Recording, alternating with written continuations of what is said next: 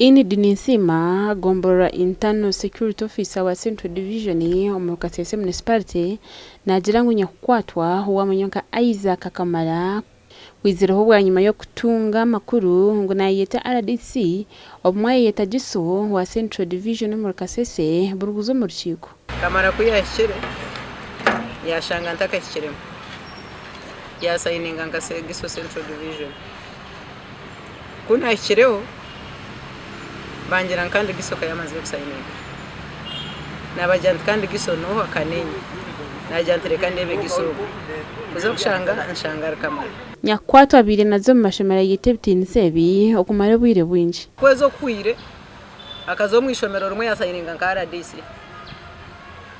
RDC yamweta yanyeta yanjatogu n'umuntu wawo Kamara yateka amajwa hansi yajatapana RDC yonsasere nanyeta inkigarikira so nindeba ngo hate byariyo nakora tekiri nshobe kuyabona muzi kurujira hari ninsima Kamara no wa defense wakachiko ka Railway Ward LC1 mu Kasese Municipality cyonka anyowe ekindi kumumanyaho no kugira ngo ne defense wa Railway Ward konkata yine mu rumogona ogwakora office ya diso ninge ya RDC nangwa no buhire RDC akageza aho yamubinga ngo atagaruka konka ko kuza kwikaho oshanga yakire Luke Bunsa umunywanitsa wa polisi n'umuntu wa burijo kandi rukora nk'umugambezi wa polisi wa Rwenzori East yamwe makuru go kwatwa kwa Kamara registered a case of personating.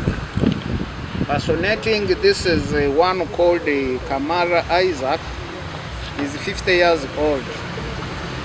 This man have been always sitting near RDC's office. Oguyara barabatura okojeneseza abantu bekikankechi. You end up by giving someone money, you know, public service in local government have advertised the jobs.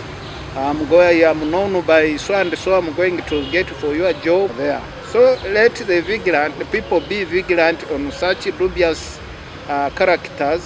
We'll steal them and find that people keep on crying.